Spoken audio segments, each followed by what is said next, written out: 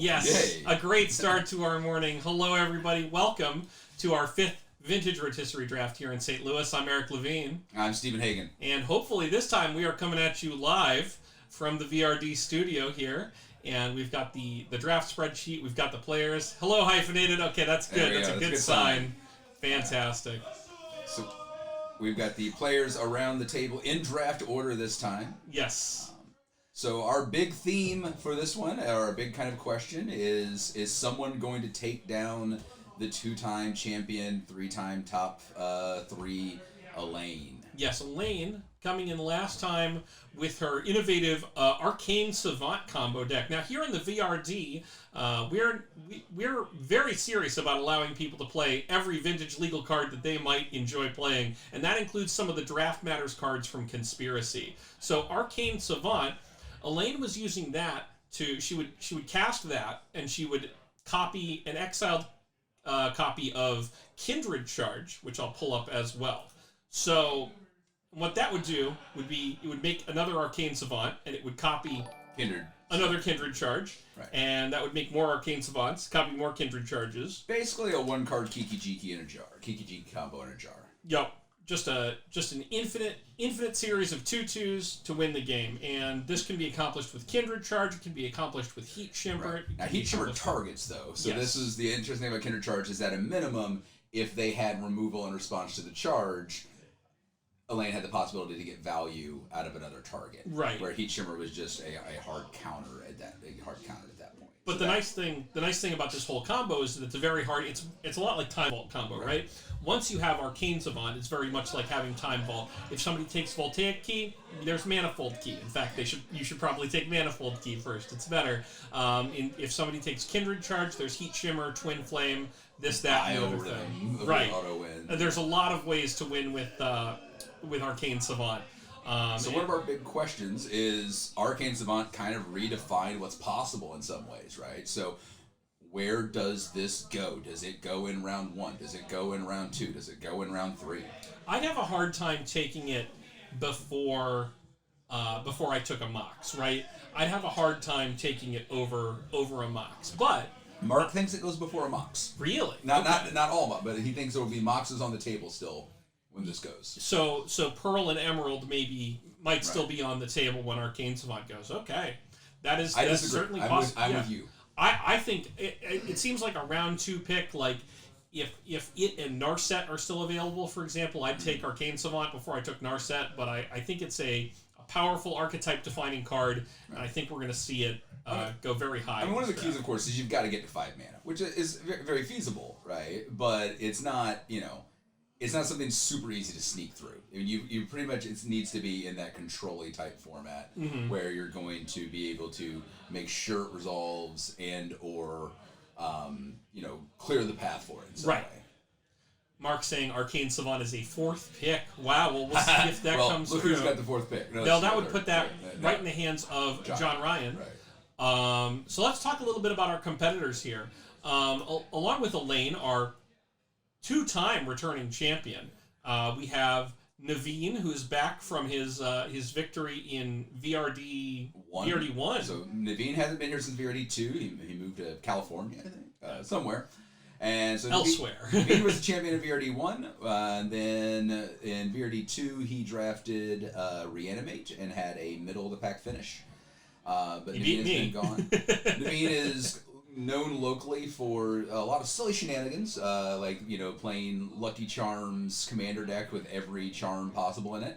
But he is also just a really, really good analytical mind. He's whip smart, and when he wants to play serious business, he plays serious business. So, smart guy, good technical player. When he comes in for an event like this, he's going to have a plan.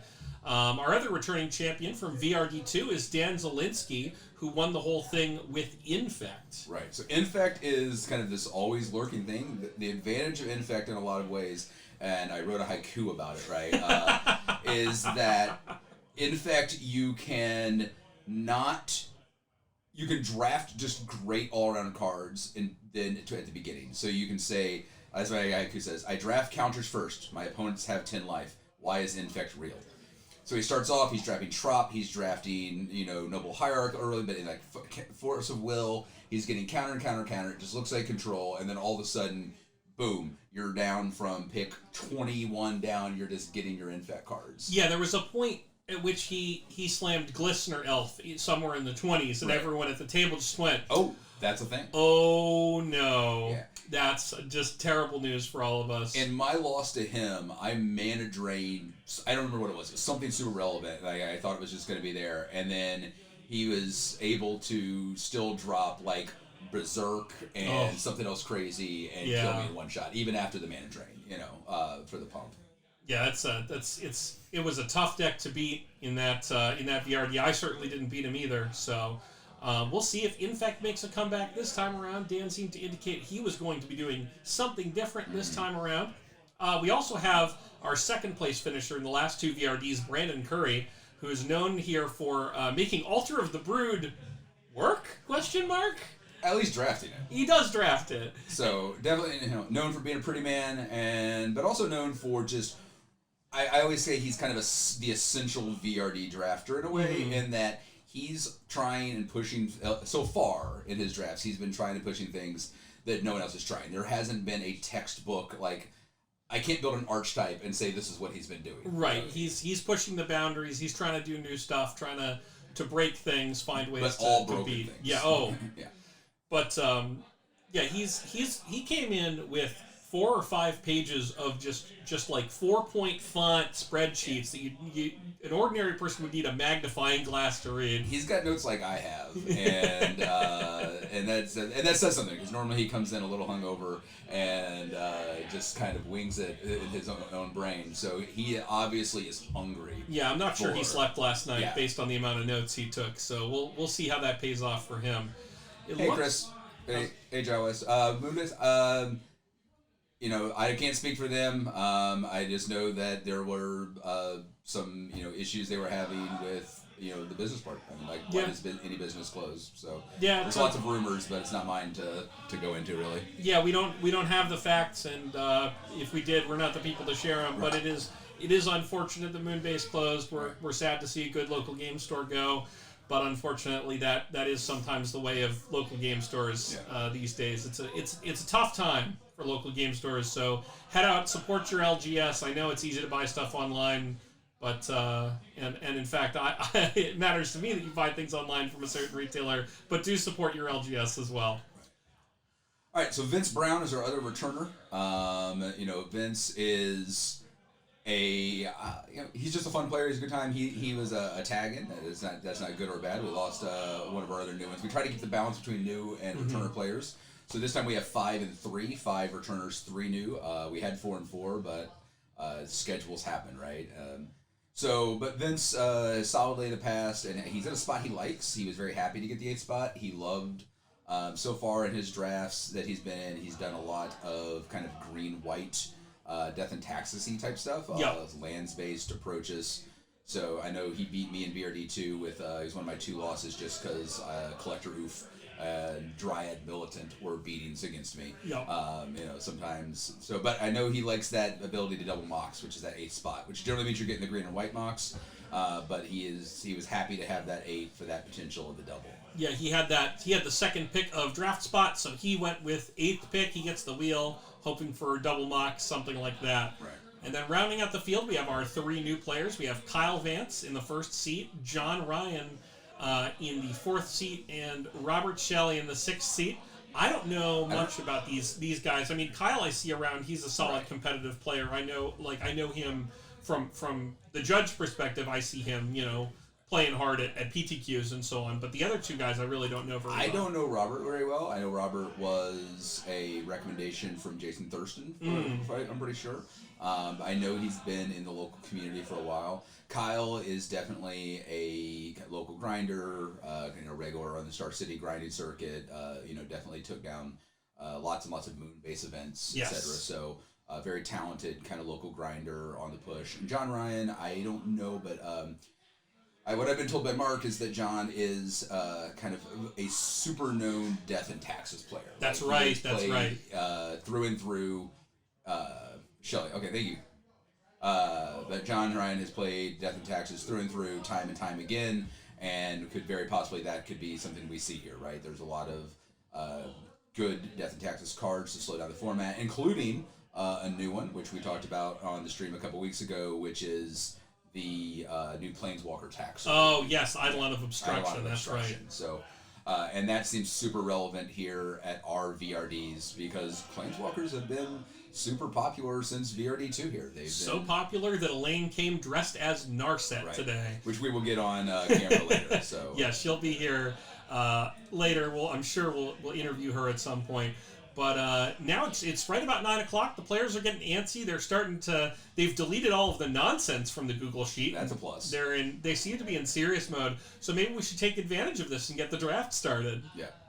Yeah, you can sort of see Elaine's Narset cosplay from there. It's pretty cool. You'll see it in the booth at some point. You'll get to see the magnificence of it. Yeah. With the light blue before she got the whole thing on, I thought she was Princess Jasmine. I was confused for a second, but the whole thing, like with the shoulder pieces, is really good. So Brandon Curry trying to sneak in that to call Black Lotus in the 5th seat. I think I know who's going to get that. I'm pretty sure. All right, well, Mr. Caterberg out there, if you want to get the party started, we are ready in here. Yeah, so. I'd hit the klaxon if I thought the klaxon was working yet, but I know it's not. All right, so looks like we're off to a pretty hot start here. Kyle locking in that Black Lotus pick, as you would expect. So Naveen won number 2 with Time Vault. Yes. So he was very happy to get that second spot. He's going for something he knows, something he's comfortable with here. Yeah, Time Vault is a fantastic card. I played it in the one VRD I played, and it was responsible for pretty much all my game wins. Ancestral slam there by Elaine, absolutely predictable. Elaine will be, in blue-white. I don't see her reaching out from that. Now this is going to be the interesting pick here. Yes, we're gonna see what John Ryan is made of a little bit here. John Ryan going for Mana Crypt, a card that has not hit the first round here. Yeah, but free fast mana, right? I mean, many people do rate it above the Moxes just because you're getting 2 mana for 0. It's a solid card. So John Ryan already shaking things up a little bit from the normal first round. Mana Crypt, of course, has that downfall of you slowly kill yourself, but that's not much of a downfall when you're winning faster, right? Yep.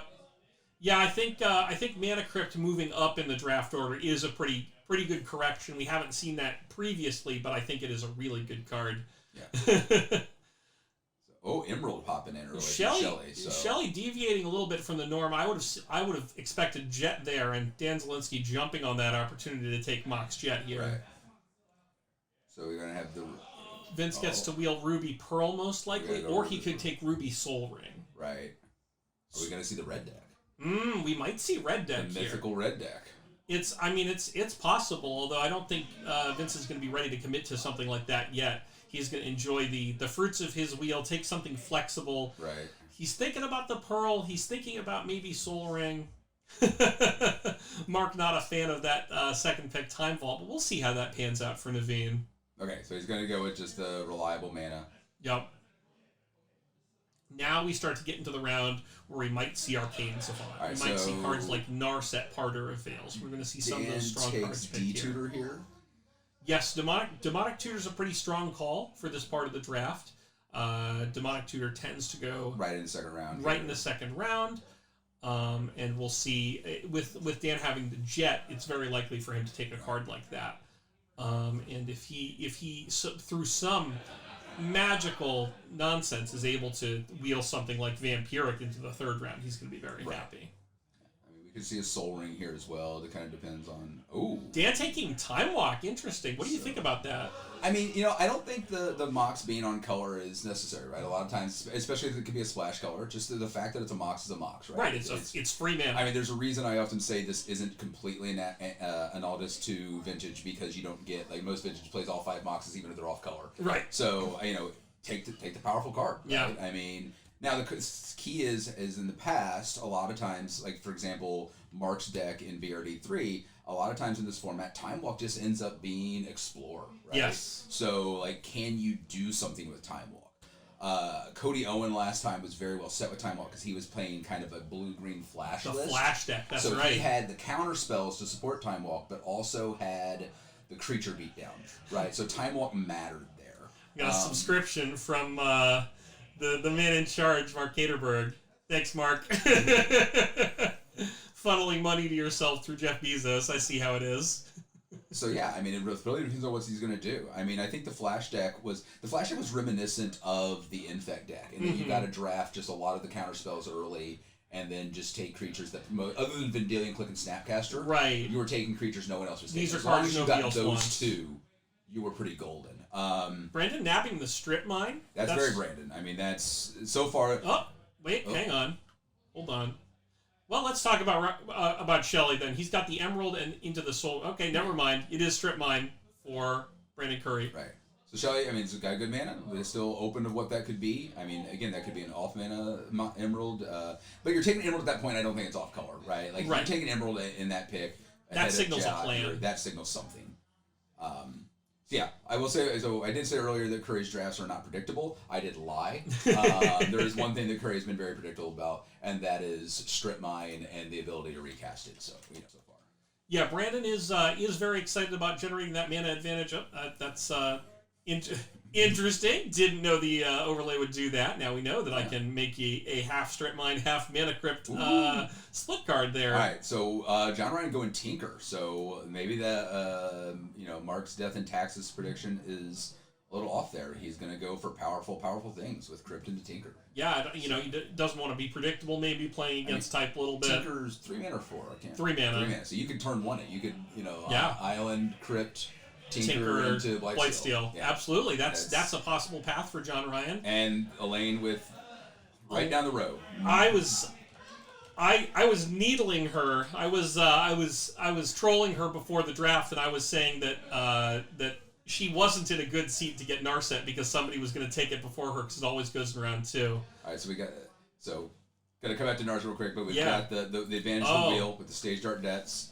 No one gets bullied into taking the other half this time. Yes, last time we did have somebody get peer pressured into end of round 2. Yes. Thespian picked 7. Thespian Stage got picked. So someone hate-picked Dark Depths end of round 2. It was very funny. It was bad, but it was awesome. So the thing about Narset, I have a love story card of this story. So in VRD2, I drafted Narset. It was right after the set came out, right after Modern Horizons and War. I drafted Narset, pick 1. So I wheeled on the 2-3 round. I wheeled Narset into Karn. I was playing 2-card Monty. Oh, yes. Combo. I remember this deck. The thing is people ragged it. People on stream ragged it. That's fine. I understand. My guess was this card's so powerful it's breaking Vintage already, right? Like, I had plans for it. It won me many games. Elaine will tell you forever about turn 2, I mana drained her spell. Turn 3, it cast Narset with the mana drain mana, rolled her down, got Lotus, played the Lotus with the extra mana, played Teferi Puzzle Box, right? That's right. But since then, Narset has gone second, third pick every time, right? Like, it's become a very format-defining card. It's really strong in this format because there's so much unfair draw.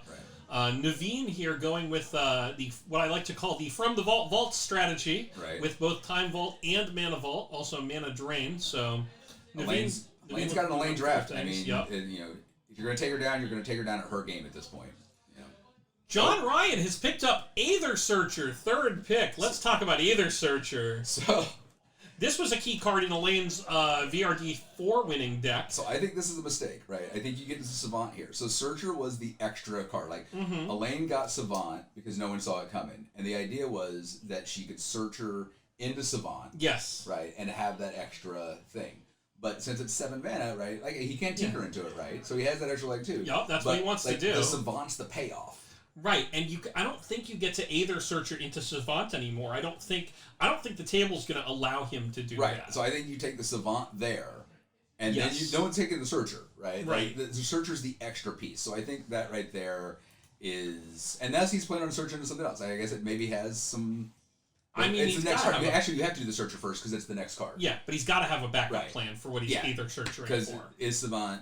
Now we'll see. I mean, the issue is other than Brandon. Yeah, it could just be Shelley, Dan, or Vince, did they watch the last VRD? Right, that's a good question. Have they watched the streams where Mark and I have talked about it, right? So that is the one hope maybe John Ryan has there, if he's playing on that line, right? Maybe he has another plan altogether, but he's playing on that line, like, are these 4, Brandon obviously knows. Yeah, but Brandon's not going to hate pick. Brandon and Shelley passing the buck down the line saying, you do it. Right. And Dan Zielinski saying, nah, you, by taking Jace the Mind Sculptor. Jace the Mind Sculptor was very much a key player in his Infect deck.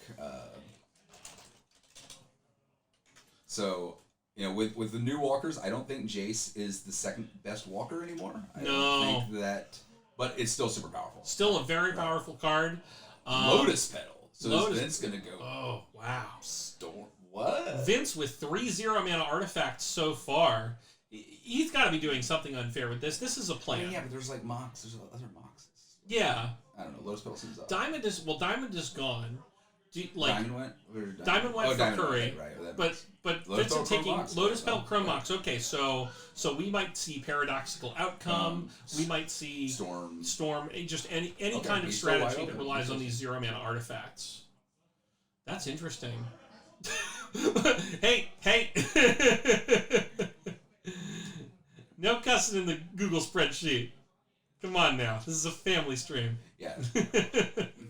Tinker for Emrakul seems better, not. Tinker for Emrakul is better than Blightsteel for sure. If you're going to tinker for Aether Searcher, John Ryan has some options. If the Aether Searcher, or not the Aether Searcher, if the Arcane Savant does get taken here by Dan Zielinski, which I think is very possible, right? If I'm Dan Zielinski, I'm looking at this one-card combo and I'm saying... I don't know, again, how well some of these guys have followed the previous drafts. Maybe even John Ryan doesn't know the Arcane Savant. Maybe he's I feel like if he's taking the Aether Searcher, he knows. He watched something. Right. Like, no one's like sitting there thinking Searcher, like, that didn't watch that. I didn't even know that card existed. Yeah, I mean, I only knew that card existed because it was in my friend's conspiracy queue, right? I think I drafted it in conspiracy at one point. And I was just so like, Dan's in his tank here a little bit. Pondering. Oh, that's just a lawnmower. Oh, and absolutely, please, if you want to see, we're going to be doing interviews between packs, but they're not really packs. There are no packs. It's all one draft session. But we're going to pause after pick 15 and pick 30. So if there's somebody you want to vote for us to interview, type !vote and then their first name in the chat, and you'll be able to vote and see who's going to be interviewed on stream here. Who are we going to talk to? All right, Dan's still in the tank here. Dan taking his time. Searcher for Enter the Infinite. Yep, there's okay. Searcher doesn't have to hit a creature, right? That is... Right. Aether Searcher can get really whatever it wants. It's just the next card that you draft. You could Searcher and Omniscience. Yeah, you could get Omniscience. I think at that point you want Enter the Infinite, and then you can go off with like. There's got to be some kind of Lightning Storm type nonsense that you can do. And that brings in a certain question, like, if you're searching right into the Infinite, you're going to have one death left, one card left in your deck. There's 2 cards that are making waves in a lot of formats that we could very easily come in here. One of those, of course, is this little magic fishy. Yep.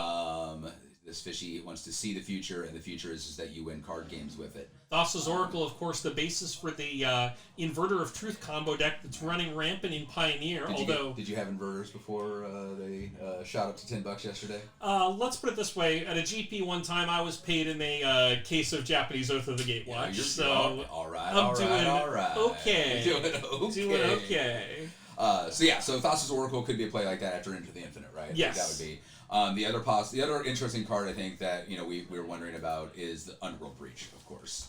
I pointed out some interesting shenanigans that I think could be relevant is that you can chain Wheel of Fortune effects with Underworld Breach. Yes, that's right. As long as you have mana, basically. As long as you have enough mana. As long as you have enough mana.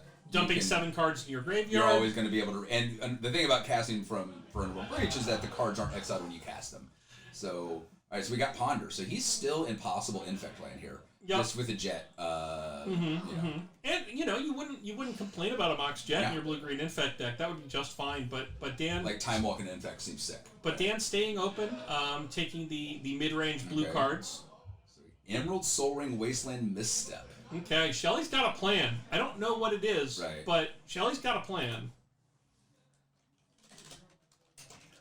So Old Misstep. This is what now restricted in Vintage, right? Yes. Yeah, you can't. Free counter magic is good. Free counters are great. Format with a lot of 1-drops. Yeah, right? you won't see anybody missteps in this format, but You will see a lot of one-mana spells. Yeah, I agree, Common Opponent. And I think that if anything, there is a VRD potential for those together. Absolutely, you know, absolutely. Like a blue-red combo that can do that, or can also just, like, Kiki Pester might win, right? Yes. Like a little bit of both, like multiple avenues of 2-card ante type things, so... One thing that was interesting that somebody was talking about on Twitter today was that you can Flash Hulk for Inverter Thassa's Oracle. Nice. Because it's exactly 6 mana. Yeah. That's very good. I mean, you know, Flash Hulk is already doing a lot of damage to CEDH. Right. But no, let's not start that. Let's not start that controversy. Hey, I've been on Twitter. I've seen what's happening. I'm not afraid. Come at me. With the tweets. All right, Mystical. So Brandon Curry keeping says, himself. I'm going to take Mystical Tutor. John Ryan, you do what you want.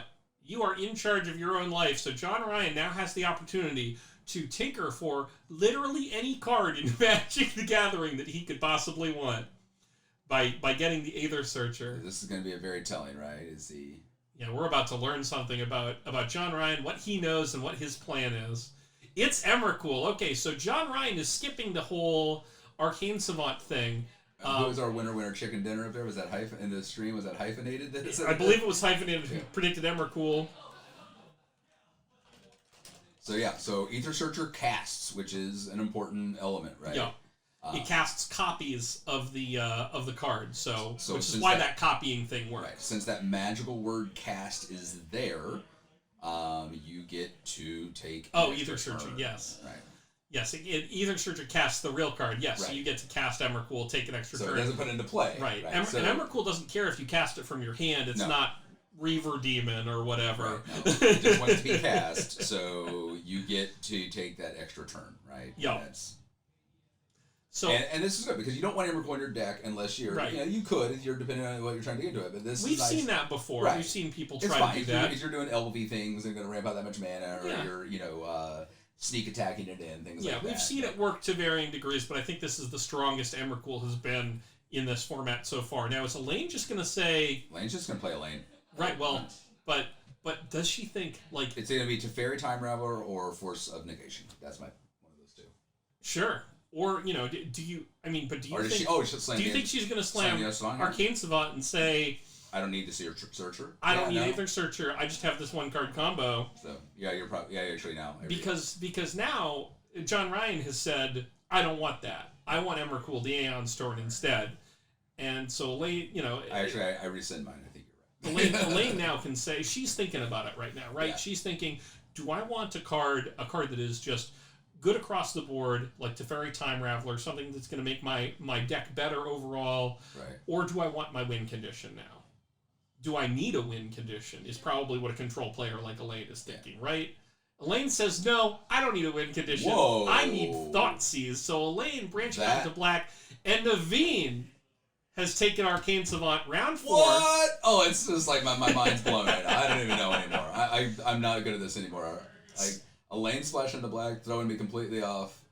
And okay, Kyle. Kyle taking Karn, the Great Creator. Kyle playing my heart here, man. Like I love what Kyle's got going on over here. So of course, Karn, the Great Creator, recently getting worse in Modern, no longer able to go get Mycosynth Lattice. Right. Well, and that's just the free wins. I mean, I play Mono Red Prison, and I just moved Lattice out, and I still keep playing Karn for the full board. It gets my 4th bridge, it gets everything else. I just don't get...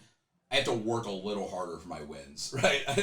But it looks like... So if I'm Kyle here, right, am I moving into some sort of 2-card Monty deck, right? Because I've already got Thespian Stage Dark Depths. Thespian Stage Dark Depths was on my 2-card Monty list. It just went before, it was on there. So right, but are we going to see, like, Helm Leyline out of him? Are we going to see a Mycosynth Lattice here? Is he going to complete the circle? He could. I mean, right now, or he could just go into some kind of artifact-y with just the Thespian Stage Dark Depths backup. Right. Now, the question here is, how's his sea legs feeling, right? Yeah, that's true. If he wants the lattice for the lock, and you get to run it in the board, you don't got to run it main deck, right? If he wants the lattice for the lock, does he take it now just to slam it? Right? That's a good point. The 2-card Monty deck's so powerful in the wheel because you can just say boom, boom. Even if you're early drafting it, you're just making sure you don't get the hate, But does he need to take Lattice now? Is someone going to take Lattice? And he says, no, I'm going to take Channel. So an incredibly powerful card. His sea legs are good. He's gonna call it. Then no one else is going to hate the Lattice just to do it. And this early, I think it would be a mistake, but you just never know.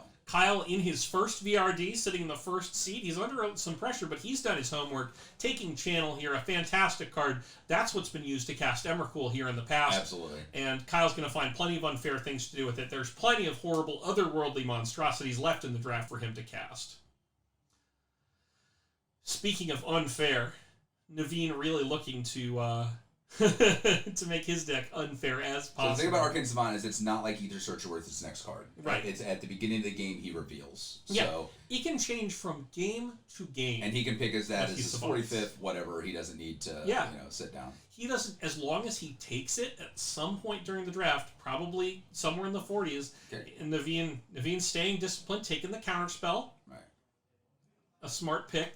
Also snapping that up before Elaine can get to it. So is Elaine go into white and go 3-color, or is it just going to stick with the blue-black Esper and focus it up here? That's a good question. Are we going to see Esper? Are we going to see Dimir? I mean, I think that's the big question for Elaine left now. Because Teferi Time Raveler, a very powerful card, still out there. Right. Still available. And if I'm Elaine, that's a hard card to resist. That was the one card. In VRD2, I still wish I would have kicked out of red once you took your first red card, and I saw we were competing for the blue-red artifacts. Yes. Kicked into white immediately and got the Time Raveler. Was that when I took Goblin Engineer at like 15? It was Dak. Oh, it was Dak. It was Dak. Okay, that was at like 8 or 9. Right. Yeah, it was Dak at that point, and because I immediately ended up, and I mean, Duretti did be good all day long. Yeah. I mean, red was good card. for me. Great card. Actually, both Durettis did be good because I had the black, red, and the red. And the black, red was like one of my main sources of removal. Yeah, we were just too stubborn. Couldn't stay out of each other's ways. That's why we're here in the booth instead of sitting down to play. Because the next time someone takes my Gawain Engineer, I'm coming across the table. Yeah, how are we friends? How did this happen? Because we both love Magic. It's beautiful. It's the best game. All right. Hyphenated predicting demonic tutor. I think that's see that. That's a very real possibility. Actually, I didn't even. Hyphen. That is. Yeah. Tutor's still here at 5. Demonic and Vampiric both still here. Can someone give me a bang demonic tutor? Yeah. Just a quick exclamation point pick demonic tutor in the chat. We'll see how 9th Seed feels about that. 9th Seed, of course, our bot made by Mr. Caterberg. Yeah. Look at that. So round 3 on average. We are at round 5. Yeah, Force is definitely last draft she did not get Force and she was not happy about it. Or she got one of the Forces, but she definitely likes both Forces for sure. I think Force of Negation is a realistic pick here as well. But I am still, my head's still spinning about Demonic. After all, we were talking about that in round 2. I was talking about that in the Time Walk When Dan took the Time Walk, we were talking about taking DT and VT out there. Yeah. Right. There's some really powerful card selection tools still available. So the Ether Searcher Elaine. Elaine reaches out, I think picks the great one. Dark Confidant. I'm not confident in that Confidant. Of course, this one, I say picks the great one, and I get the Modern Master Cert that does not picture Bob Maher. But, John Ryan doubling down on Emrakul, taking Sneak Attack. So... Yeah, I don't know about this Dark Confidant pick. That seems... I feel like she could have gotten that later. No one's really presented a meaningful commitment to black other than Elaine. Right. I mean, Dan's Mox Jet does not represent a meaningful commitment to the color black. No. She's all alone here right now. She took a lot of damage off Confidant. Thanks for the follow. Hey, Newmcgill, nice to see you. Thanks for the follow, friend. Yeah, she took a lot of damage on that Confidant against me in VRD2. Flipping Force of Will. Yeah. She flipped Nicol Bolas. She was in Grixis. That's right. I remember that draft. She had Nicol Bolas. She had Kess. I think there's a lot of... Oko showed up in the blue-green flash list last time. And made waves. Yeah, folks, don't forget, this is one of the few formats where you can play Oko. We will at some point. Down to 4. Yes. Real Vintage, Legacy, Commander. We will at some point be staring at his magical abs today. Yeah. It's just a question of when he gets picked. And again, Oko, another card. I heard Jason Thurston's coming in an Oko costume with his magical axe, but it's an Oko with a trucker porn stash. So we will see our good friend Jason Thurston. It's white trash Oko, so it's Broco. Jason's got a look, I believe a Luke is what people call it. I think days. What did we call it earlier? Truck stop Kanye. Jason's got a really good look. You're going to see him later. All right, so Kirby's actually not going off brand, man. He's got his fast bond, except for this time he didn't pop it and pick one. Brandon has taken fast bond in the first round previously, deviating a little bit from there, taking fast bond begrudgingly. I agree. I don't think if somebody takes DT here, it's VT a hate before round. DT. Dan Zielinski very much committing to these one-mana cards. And there goes the DT, back. Okay. Okay, so Vincent taking the Demonic Tutor. Shelly has Prismatic Vista. Oh, Vince makes a commitment. All right. Well, it's time to pull out my next haiku. Where'd my phone go? Folks, this is a commitment card. This is Gristlebrand's, and I think it's safe to say Vince is not going to be casting this from his hand. So Reanimator, we've been discussing, has been underdrafted here a little bit of late. Cody did it in VRD3, but he did it on like an hour and a half sleep. He got called in at like midnight. I remember, yeah. So my haiku for the Reanimator archetype is discard Grizzlebrand, reanimate dead, draw 7. Please, no graveyard hate. Reanimate, I think, is a fantastic Game 1 deck in this format. No, it's just really strong, right? And if you can steal Game 1, the most important thing is if you steal Game 1, you're guaranteed a game on the play. Right. We saw a little bit of it last time, but the Morris version who drafted it kind of had a hybrid. He had Reanimate and Storm and was trying to flex between them and just didn't dedicate. So there goes the Force of Negation. Elaine's smart in that. Dan is, the tutor is interesting here, but Dan's in a very open control spot, right? He can do a lot with this list. Yeah, we might see anything out of Dan. It's hard to know. Thorn. Shelly. This is another Shelly doing the Death or Taxes type role here. So Thorn story's funny, right? Back when I was first getting into it. So I've been playing since the Dark, but it was very casual. So I started getting back in. I got back in and out a couple times, and 10th edition got back in really hard. Yeah. That's where I've been kind of dedicated since. So I'm starting to figure out what good decks are, different formats, and I'm in love with this Doran Thorn of Amethyst. Oh, deck, right? yes. Gaddock Teeg, Doran, Thorn of Amethyst. That was a cool deck, yeah. So I go to get Thorns, and I'm like, okay, cool, they're like 25 cents. I'll just grab foils. Flip over, see that foils are like $20, and that's where I discovered what Vintage does to foil prices. Yes, I was like, why is this a thing? My friend goes, oh, Vintage. I was like, oh, that makes sense. Let's talk about Shelly's Thorn of Amethyst pick here. This is a card that I think he could have gotten significantly later, and 9th Seed bears that out. And I think that this is a thing that this is a mistake that I made in my one foray into playing VRD, right? There were cards that I could have gotten much later that I just took way too high because I wanted to commit. It's not even drafted in a majority of drafts. He could have gotten it in the 30s and the 40s. Yeah, we've not seen it drafted in any one that I've been in. So I've been in part of VRD since 2. I missed 1 here for St. Louis, right? Same here.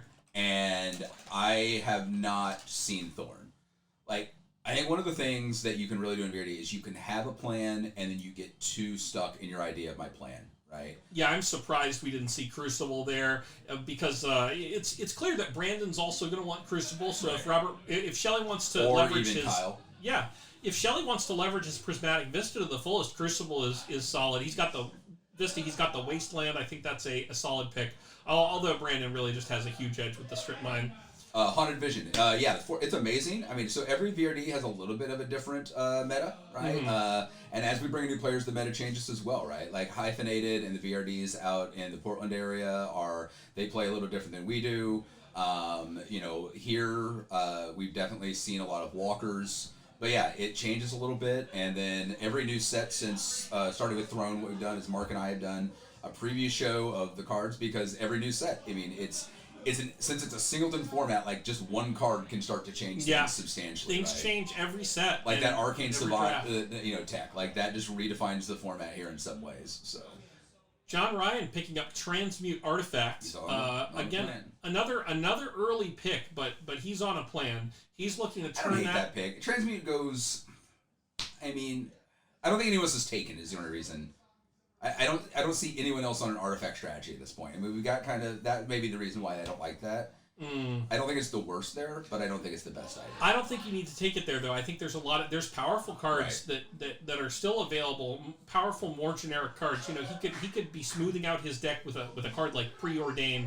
He could be doing something like that. You know, taking some counter magic, taking some mana fixing, and instead he's picking up Transmute Artifact, a card that he does not need to take until after the break. Right. It was a card I actually had, or you had, or I had in 2. Well, I cut it. If I had it, I didn't run it. Here's the thing about Transmute Artifact. I'm pretty sure I took Reshape instead of it. You did. I took Transmute, and I didn't even run it because I didn't want to sacrifice artifacts for it. Elaine taking Duress. Right. Naveen really sticking to his unfair cards plan. Yeah. Grim Monolith. We could be seeing, a power artifact or something like that out of Naveen at some point. And Naveen's smart. He's not worrying about. Naveen knows Time Vault. Yep. He knows he does not have to grab key. There are 7 million keys at this point. Manifold Key, Voltaic Key, Galvanic Key, Voltaic Servant, Tezzeret the Seeker. More I'm forgetting. There's just so many ways to turn on Time Vault. Yeah. I really like these picks of unfair mana acceleration, right? This is what I want to be taking at this point. I want to be taking cards that generate too much mana, like Ancient Tomb and Grim Monolith. I want to be taking Disruption, like Duress, Force of Will, Thoughtseize, Counterspell. I want to be taking powerful cards that are powerful on their own, like Oko, Thief of Crowns. And I think that those picks are going to bear fruit in the later rounds, where people who are taking cards like Thorn of Amethyst and Transmute Artifact are going to be a little disappointed later when their decks just don't look as good as the decks next to theirs. You've got a lot of people that are very open here still. Yes. And can go. And I think that you're really seeing the experience of Naveen, Elaine, Dan in these drafts so far. Mm-hmm. Brandon. So I like out of the first comers, I like Kyle right now. Right, like Kyle's that's some solid stuff. He's very, very open. Mm-hmm. Right. I mean, other than channel, he's got nothing on color. Right. What colors is Kyle's deck? Right. I dare you to figure that out. It's green, probably. Who knows? So we're not seeing, so Shelly maybe ends up with like the Collector Oof, right? So one of the things that we've noticed a lot is, I'll come back to that hyphenated. One of the things that I've noticed a lot is that like the artifact decks seem really powerful, and they can generally will finish right around that 3-4. Yes. Because there's always 1 to 2 decks they just lose to. Right? Yes. Like VRD3, I had kind of this Death and Taxis combo deck. And I lost to a lot of other decks, but I just stomped the artifacts decks because I had Oof and so much, like Force of Vigor and so much hate, right? So it's like that interesting thing is that I don't really see right now, other than maybe Shelly, maybe Curry, depending. I don't really see that kind of deck that's going to want that kind of Collector of hate, which could open. Now, there's still plenty of other non-green artifact hate, too.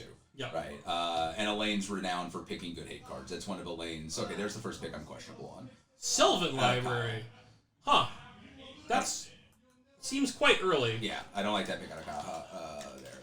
I think Kyle's had a really good draft up to that point, but I mean, you see a lot of cards, and it just seems really early. I want to bring up something that was mentioned in chat. Those of you who saw the Vintage Cube Rotisserie Draft that Marshall Sutcliffe and friends were doing recently on Twitter, this one's a little bit different. Instead of a Vintage Cube Rotisserie, this is just a Vintage Rotisserie Draft. So any card that's legal in Vintage is available to be drafted in this format, which is just a much wider card pool. But the key is you got to think of this, like with the cube, you got to look at the cube and study it. So in a way, this is mental magic. Yeah. In that a lot of times you're on the spot thinking about what you want. So the classic example is Eric and I in Draft 2. Oh my gosh. Eric, what did you pick? It was I ended up taking the Bitter Ordeal. When I took Extract and you took Bitter Ordeal. Right. So Eric takes Extract, and we're in the same colors pretty much, right? And Eric takes Extract, and I'm like, oh, that's a good idea. I want Bitter Ordeal, which is effectively just better, right? Because I'm that person who, for some reason, thinks he's going to fade the card that's better than the card he picks. It's just like, that's the third thing with VRD as opposed to like a cube, is that like they're not in front of you in that way, right? They are in your, it's mental magic to it. Crizzlebrand, nice. Crizzlebrand, sweet name, thanks for the follow. Also, I love the conversation that's happening between Elaine and Bakula. Well, Elaine should not be looking at stream. Elaine cannot see the, of course, cannot see the chat, but it's not a conversation. She she mentioned that she's a fan of Chris's, and Chris says Elaine should have taken Force of Negation. I'm sure we'll be talking to her about that soon. So don't forget, we're going to do an interview after the 15th pick. So if you type !vote, is that right? I believe so. Yeah, !vote and the name, just the first name of the person you want. You all are voting who we're going to see here. Oh, so Dak. Dak is so powerful in this format. Dak Faden, the greatest thief in the multiverse, the greatest former thief in the multiverse. Yeah, especially if you like taking other people's moxes. Dak is very good at that. Yeah, he stole my heart, and then someone stole his. Yeah. Oof. Yeah. Just. Exclamation point interview. Okay. We're sorry. Mark, come back. Mark, come back. You're our only hope. He's gone. All right, crap. Rip. We wanted more drinks. Yeah, sorry, that's !interview and then somebody's name. So if you've been typing !vote, that's on me. Sorry about that. But Dak Faden, a fantastic way to find your combo, take artifacts. Good reanimator shells, in this format. If you ever get that emblem... the emblem's pointless. You're doing something, I don't know. But I've never seen the emblem be relevant because most of the blue-red stuff that you're going to be using, that you're on a habit of deck with Dak, is going to bounce, which the emblem doesn't do anything. I mean, I've emblemed Dak in Commander. I have, but just to laugh. Well, but then did you cast Sea King's Blessing afterwards and turn a awesome. lot of things blue? Because I did. What I did with Dak and Commander that was funny was in my Rowan and Will deck I had 4 Rowan emblems, so I would get every activation gave me 4 or 5 activations. Oh boy! And I had Narset out, so then I would target them with 5 activations of his draw 2, discard 2, and they would draw 1 and hands. discard 10. Oh my gosh! So that's my Dak story, but that's Commander shenanigans. All right, so we've got top, very classic Curry pick. He's right on format here. And then we have Revoker. Again, a little early here, but a powerful card. An early Phyrexian Revoker here for Shelley. Dan Zielinski really continuing to stay up and take that spell pierce. I think that I think he's going to play Infect with a Splash of Black. Okay. I think he's going to be. I think he threw us off the track. Yeah, he might have goofed on us. Is Mono Red really not good enough, or does just nobody like playing it? I'm not sure we know because nobody yet has played it. What is Vince doing? Oh my God, Vince! Vince hurts my soul when he drafts sometimes. So what is Vince doing could be a VRD St. Louis VRD tagline, right? It could just be St. Louis VRD. What is Vince doing? Hashtag what is Vince doing? Hashtag what is Vince doing? Back to Chris in the red deck. Yes. It has happened in other VRDs. It has not happened here yet. It hasn't happened here previously, but let's just say if I ever get pulled into draft, I have a plan. And it starts with Mox Ruby. So, the take that we've kind of come up with, how we think it could play out well, is the thing about it is kind of like the Infect deck. Except for you do a different thing. Is what I would do if I was doing the red deck is I would get my early Moxes and things. I would start taking fetch lands and make a total run on fetch lands. Because once a fetch goes, which by the way, none have gone yet. Right.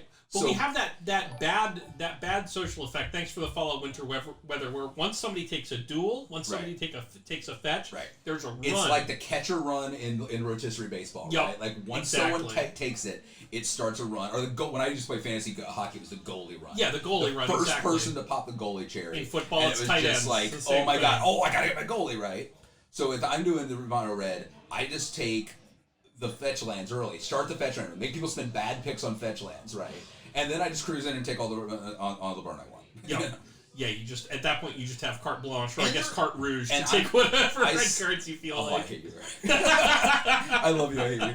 And I think there's some really good new cards for Mono Red, right? Like I think that Bone Crusher Giant, like a phenomenal for that. Mark makes fun of me for it still, but I'm still super high on Robber of the Rich in this format. I want to Mox, Robber of the Rich, attack, steal their Mox off the top, right? It's possible. It eats cards off the top forever, and that seems really good. I think the best case scenario for Robber is really good. I wonder about the worst case scenario where it's a 2/2 bear. But you're still just getting rid of something, right? Maybe you kill their land drop. Maybe you kill, Something is happening, and it's Shelley taking Living Wish. What is going on? No, I'm... Okay. Yeah. There's something going on, and we don't know what it is. Maybe he wins the thing. Maybe he wins the whole thing. I don't know.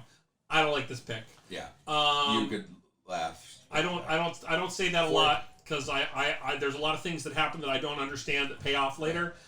This one I don't understand. I don't think 4 times around 43 on average. Nobody's taking Living Wish from you, and I think that's a really important thing to take. You're not just writing down a list of cards that you want, right?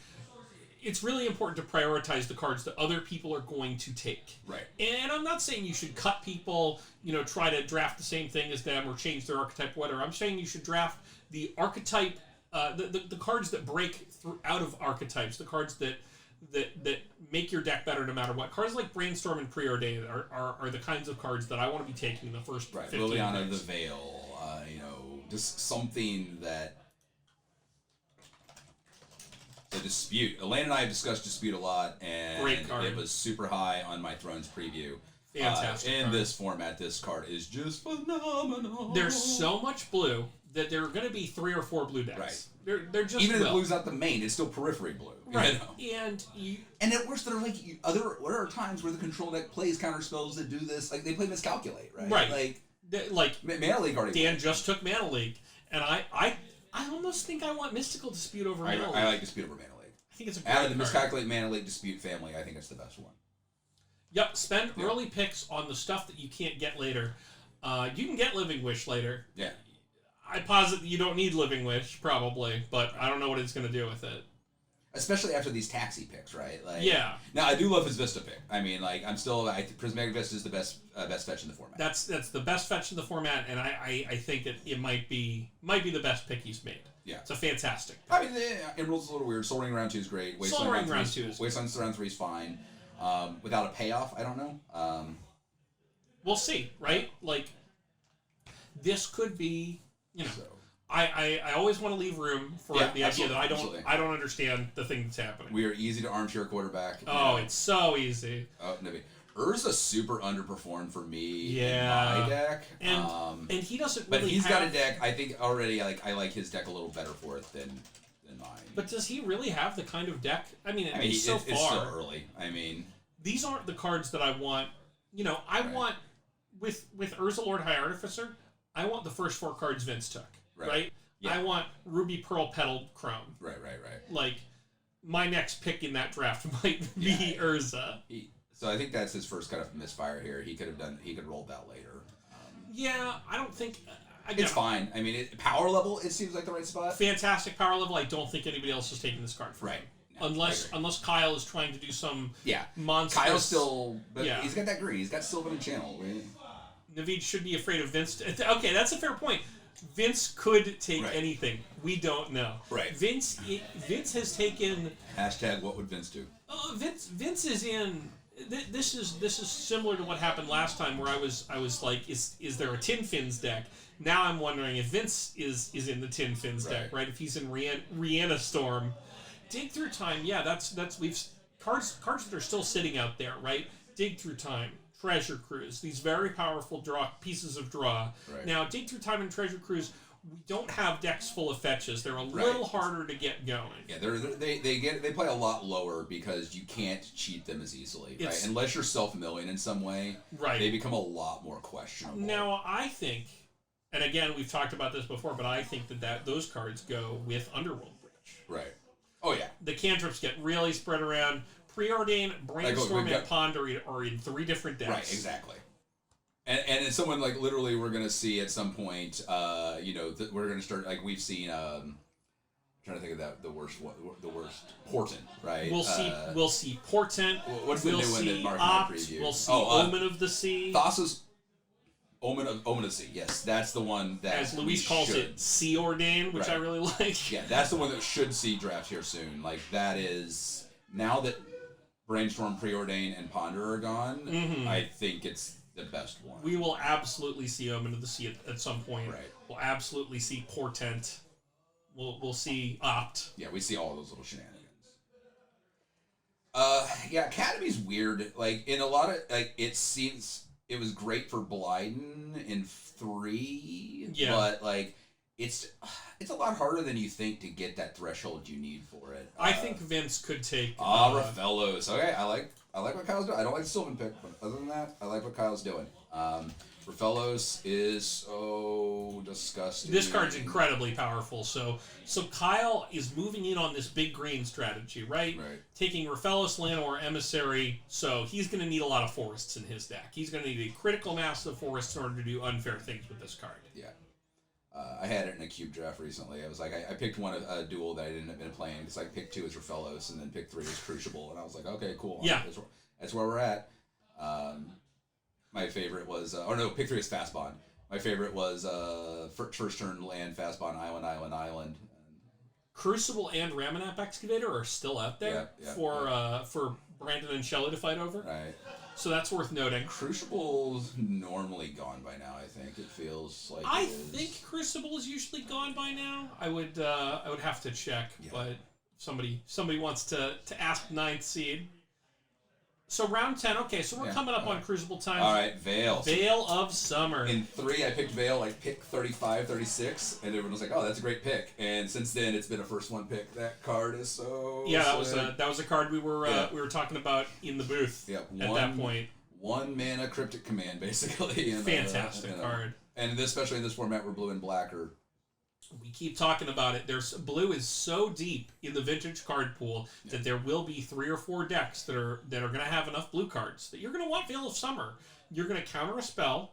So I guarantee Elaine's going to pick Acid Rain at some point. 1, because Elaine always does, and 2, because she always fears the green decks.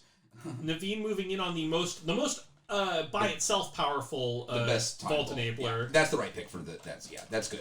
Because I mean, it's a Vault Enabler that does so much more. Yep. You know? That's probably the other Vault Enablers. You want the other Vault Enablers because you need them, but they're bad. But Tezzeret's the best one. Right. It gets the Vault, and it wins you the game. Somebody accidentally bit Lotus. You're a horrible person, I've hated. Oh my gosh. Yeah, it'll happen. It'll happen. Or somebody will see Veil of Summer go and think, I'll take Autumn's Veil. All right. That's more than it's about the same. Well, I wanted Veil of Summer, but right. I guess I'll just take Autumn's Veil. Right. We have Veil of Summer at home, Stephen. Yeah. 5 times. There we go. Yeah. 42. Autumn's Veil. Sometimes it happens. Yep. So.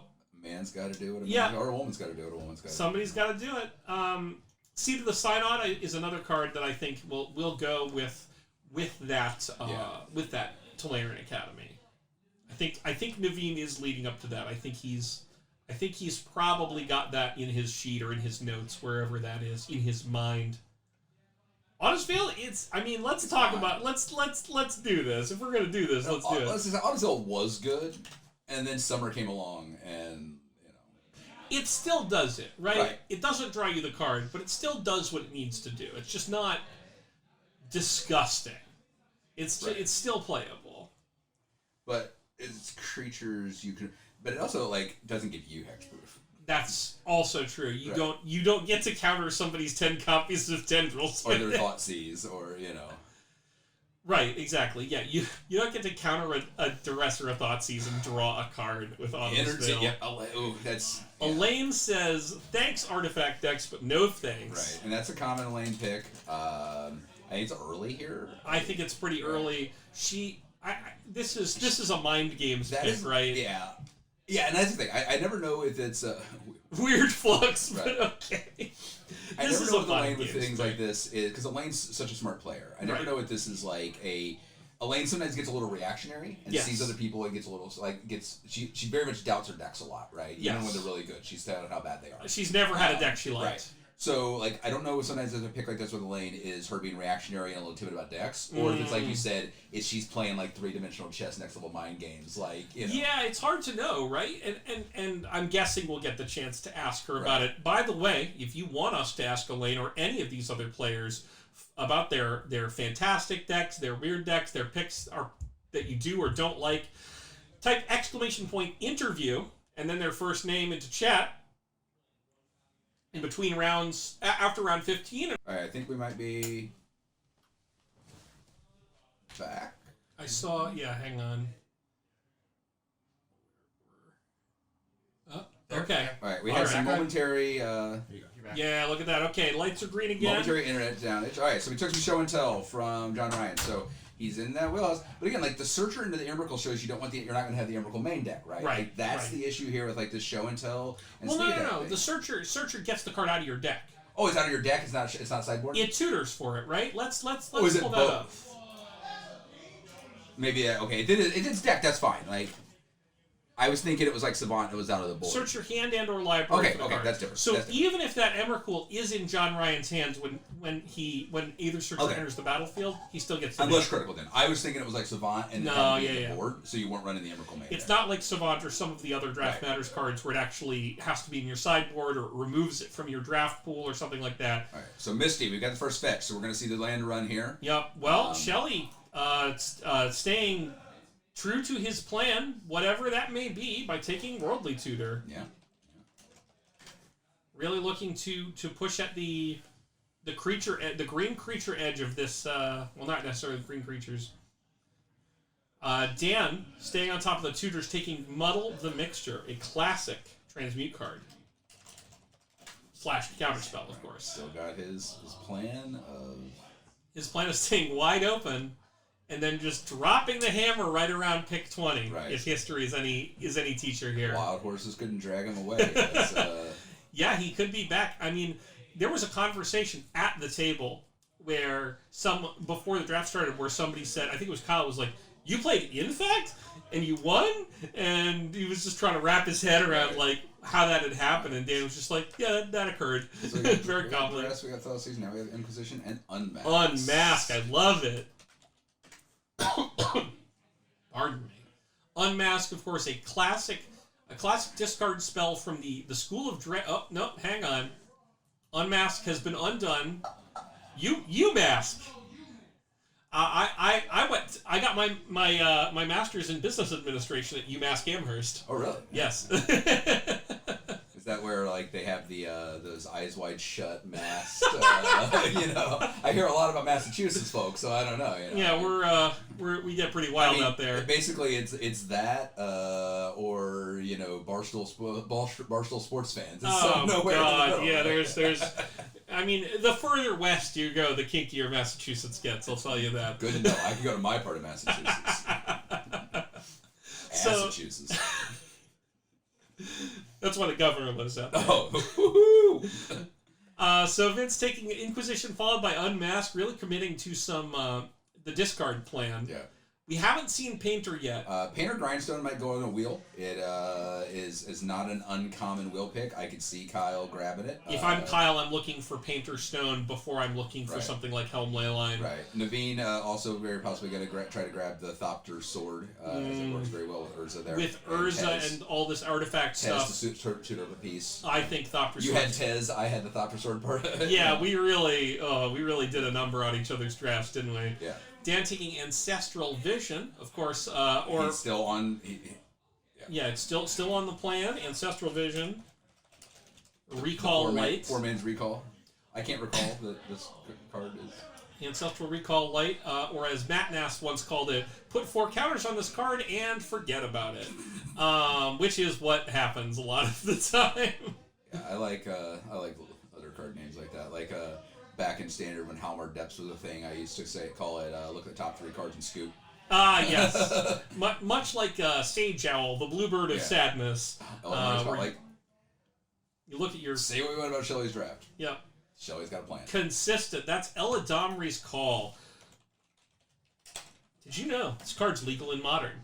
Yeah, it is. Because it was in Modern Horizons now. It is. And it made an immediate impact. It made the Vizier decks better immediately, right? Yes, but of course now those decks have really become the Yawgmoth decks. Right. Yawgmoth, another card that we could see. I drafted Yawg. I did not think I got drafted in the last time, but Yawg. I don't see anyone Yawging this time. No, I don't think so. It's definitely powerful enough. Brandon could Yawg if he ends up splashing black because he loves drafting Bitter Blossom. He does.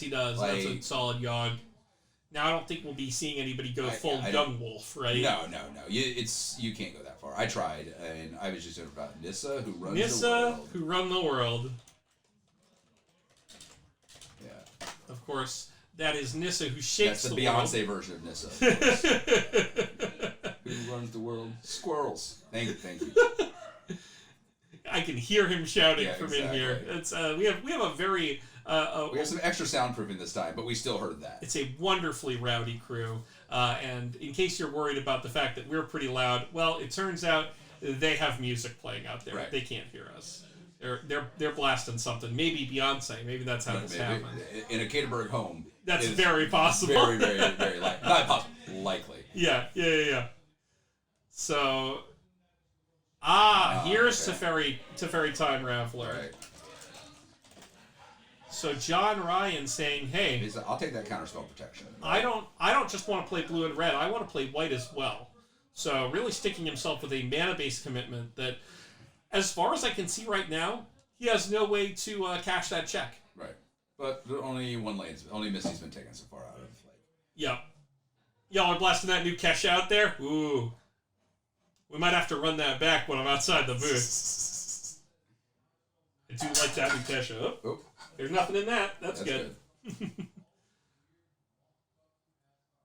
All right. So Elaine will start looking for V-Click at a spot like this sometimes. Yeah. She's also a big fan. Don't think she takes it here, but she's definitely a big fan of the little merfolk that steals artifacts out of your deck. Oh, Thought Adele Inquisitor. Yeah, She's taken this early. She has taken this early sometime. Nobody's going to take Thought Adele from her, and I think she knows that now. Right. She can get that in the 40s if she wants it. True Name Nemesis is another one. True Name Nemesis is a card that she could pick as a win condition. She doesn't have a win condition yet, but I think like that a lot black of splash, she's also like Lily of the Lily of the Veil here, right? Like, that would be. Yeah, I don't think she needs a win condition yet. Yeah, no, I think something more like Liliana of the Veil would be a great pick here. Some way to put pressure on her opponent's resources without necessarily, being a card that just wins the game, right. Which is not actually a thing that you really want here. You mentioned Vendilion Click. There's been a lot of conversations recently about how Brazen Borrower is better than Vendilion Click in a lot of formats. I don't think that's true in this format. I don't think so. She did some really abusive things to me with V-Click and Narset, where she had V-Click, Narset, and Caracas. Oh, gosh. And locked me out of the game, right? Yeah. So I had one card left, and she V-Clicked it, and I couldn't draw my card to replace it because of Narset, and then she swung at me for 3 and then bounced it back to her hand before my turn. Yep, and you can flash that Vendilion Click in and just repeat. Yeah, You'll never have cards. Yeah, I never had cards. So, I mean, like... Those cards are going on the bottom of your library during your Brazen Borrower is amazing, and I think it's really good in this format. Fantastic card. Will get picked. Yeah. Not as good as Click for her right now. Yeah.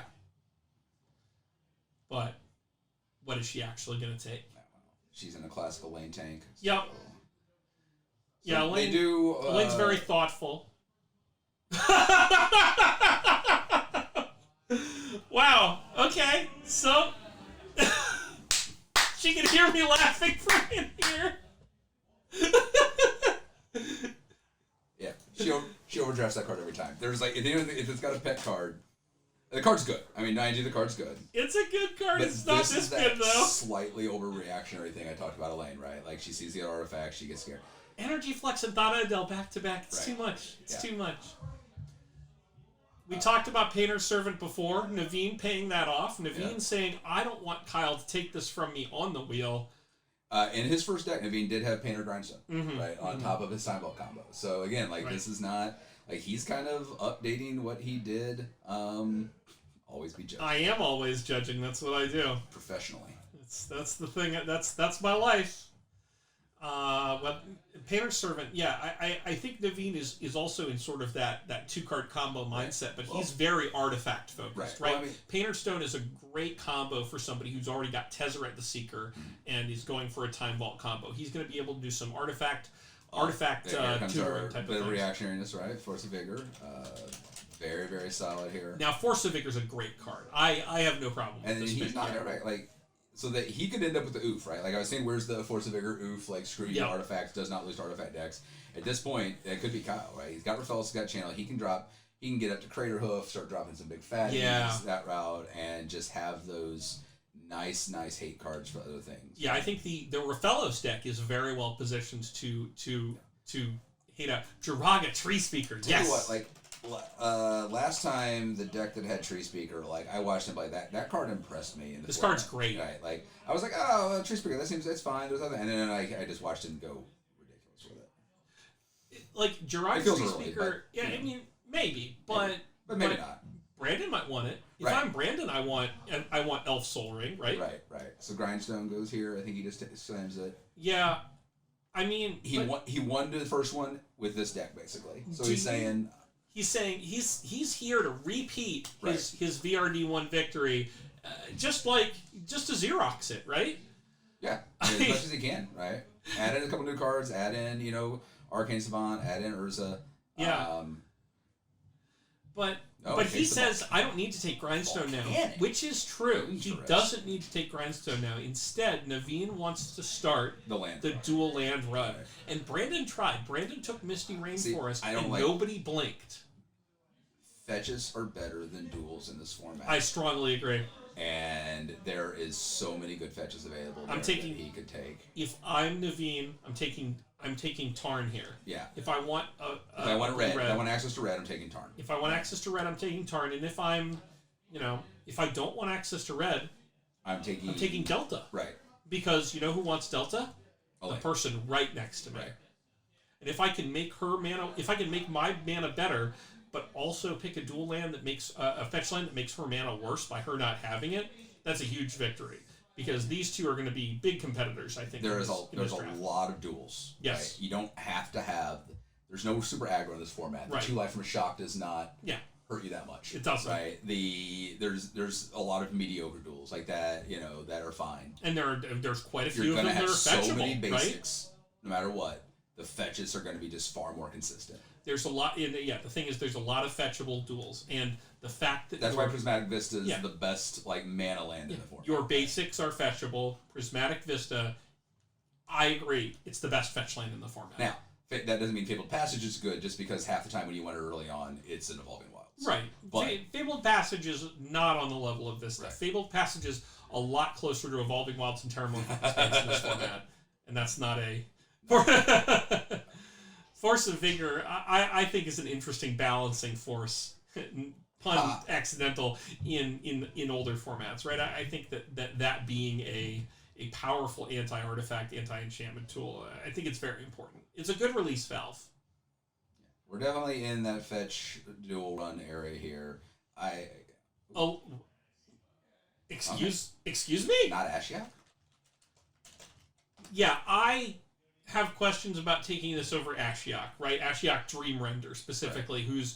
whose baseline effect is that you can't do this, right? Right. I mean, it draws your card, but Ashiok's been making big moves in this format. It's really good.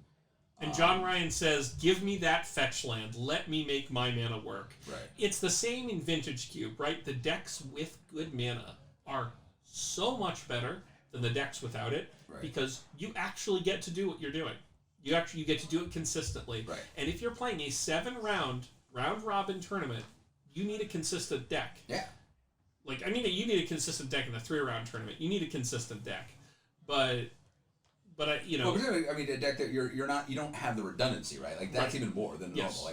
You can't be oh, my math is I'm going to draw this better. I mean, yeah, it's 40 cards, but you're reaching for that one of. Exactly. Everything is a one of, except for some cards that mirror each other. So that even gives you more because, as much as I kind of make fun of the, some of the arguments about thinning on a 60-card deck, it's what is it? It's a 0.0004% chance better to draw the card you want or whatever. Karsten says it's insignificant, and I believe him, right? I think it's the most insignificant, but here it seems to be even... Oh, Naveen, I'm so sorry. It looks like Brandon Curry has taken Tolarian Academy from you. Or Vince or somebody. Yeah, Brandon has taken Tolarian Academy. Yeah. I'm never in Brandon's head. I don't quite always see what he's doing. Speaking of people whose heads we're not in, Robert... Okay, you know what? Shelley has taken Recruiter of the Guard. I think I know what Shelley's going to do. I have some idea now. I think he's going to end up in that Vizier combo. We're looking at a Vizier combo type of list. That's what I've been thinking ever since the Eldamri's Call came out. I had Eldamri's Call in that deck, right? The problem with the Vizier combo I ran into was that it was just too many pieces. Yeah. Right? There's too many two-card money. Yeah, there's too many two-card combos in this deck to be playing a 3-card combo that gains you infinite life and infinite life may not win you the game. Yeah, it seemed really good on paper, but just when I played it, bad. Man, these dual picks hurt my soul. Yeah, if I... You know what? And if they watched Mark and I's in between stream coverage, they would know. Yes, yes. Oh, we don't just do the VRDs on this channel, right. folks. We have content every so often in between VRDs. About once a month. We may, we'll see how much, if we can expand that or not. But we do about once a month. You'll see Mark and Steven on the stream talking about new cards, reviewing a previous VRD, something like that. We did a review in December and then a preview stream in January. So these I do love, right? I think the Graven Karns cycle is super underrated in this format, particularly if you're going to be in 3 colors, right? Sure, but here it's still early. Don't you want Graven Cairns and Bloodstained Mire here if you're doing this? Right. No, it's still early. I'm saying, but I do think that these are only one went last time, especially if you're in 3 color. They just give you so much value. I like the filters a lot. Thanks for the follow, Lang. Yeah. Oh, thank you. Thank you, Twitch, for letting us name ourselves whatever we want. Steam vents, okay. Alright, so Dan backing up his flooded strand with steam vents. So we still got the kind of taxi plan here, right? Shelly going for Thalia, Guardian of Thrub, and then, of course, these classic Thalia, the original flavor. Is that original Thalia? Okay, I can never know which Thalia is which. Yeah, because the 3-mana Thalia is Thalia, Heretic, Cathar. That's right. Yeah, Cathar. Filters the 4th best cycle. Of lands? Fetches, duels, Rav duels, filters. Yeah, I can get behind that. I like them better than Rav duels. Interesting. For 3 color decks. Sorry. For 3 color, okay, yeah. In VRD, I think I mostly want to be a 2-color deck. Again, because I want something consistent, right? Yeah. Like I think with fetches and the filters though 3 is pretty consistent in this format. That's true. I never had mana problems. That's true. You can do it. You can do it. I just I'm maybe a little more risk averse than I need to be on those 3-color decks in this format. But again, I've only drafted the format once. Right. Something I hope to get to do again sometime. But I like this one.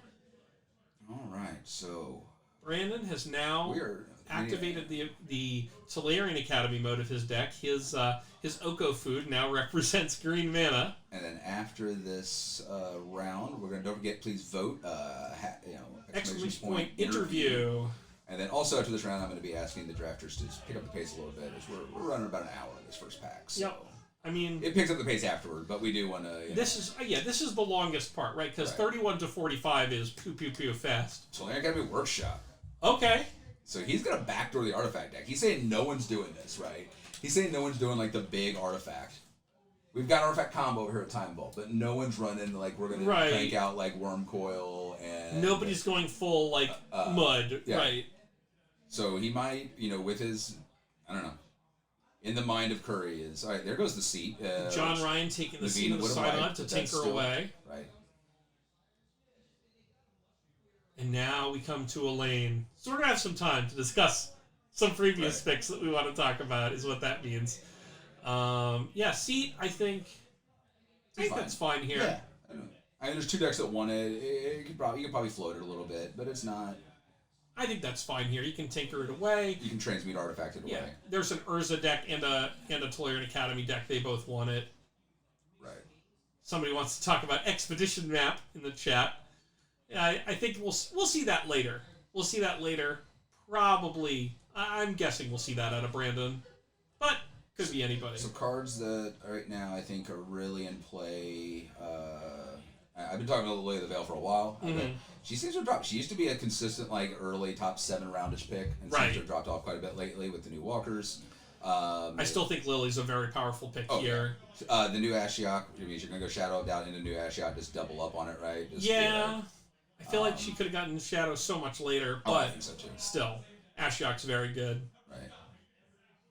Between the graveyard hate and the tutoring hate, both are very powerful. You drive Ashiok against Shelly, and oh man. Yep. We see Gray. Here. Is she typing? No. She's not typing. She's still thinking. Yeah, I don't think we're going to see Dig Through Time until after the break, most likely. Around 17, this seems. Yeah, Dig Through Time, and then after that, Treasure Cruise. Elaine, she's going returning to her old Grixis ways with Angrath's Rampage. Yeah, I like this card. I think this card's pretty solid in the format. I think she could have got it super late. Is she worried about Vince taking it? I don't know. I think she could have got it super late, and also, I don't know. I think she's done much better. I mean, she top 3 with that Grixis list, but I think that this just. But I mean, last time she hated her deck and then clearly won. She's a very very good player. So. But she's definitely in an interesting spot here. Yeah. But Rampage is super versatile, right? I mean, that's the thing with Rampage. Is it's very powerful so card. Versatile, especially because a lot of the decks are going to be like on my one big Blightsteel, my one big Ermical. They're one creature, they're one planeswalker. She's playing defense against things that she expects to see. This draft has gone in directions, that I did not expect. Yeah. Elaine's wild card is a little bit, Steam Vents for Naveen, that's already been picked. We can't have that. Yep. They're realizing it. I can hear them realizing it out there. Naveen sees the Steam Vents, of course, over in Dan Zielinski's deck. Buzzer is set up and pizza's ordered. Okay, so I can turn on the hairdryer. Naveen taking Spire Bluff Canal. Okay. That's a great early game land. If he's looking to make sure his mana is really solid early on, Spire Bluff Canal is a really good pick for that. Until he needs it for his 4th land. It's still that's fine. Yeah, I mean, it's a great card.